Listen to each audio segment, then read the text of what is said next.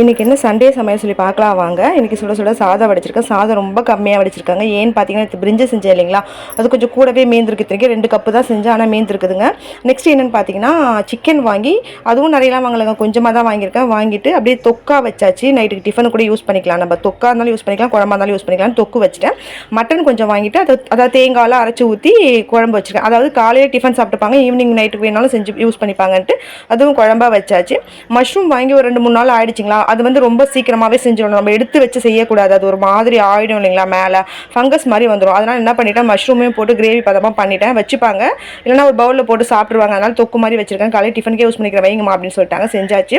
பிரிஞ்சு சுட சுட அந்த பழைய பிரிஞ்சை சுட சுட சூடு பண்ணி ஒரு பவுலில் போட்டு வச்சிருக்கேன். மதியம் வேணாலும் சாப்பிட்டுட்டு இப்போ வேணாலும் சாப்பிட்டுட்டு ஐடியாவில் தான். இன்னும் எழுந்துக்கல யாரும்.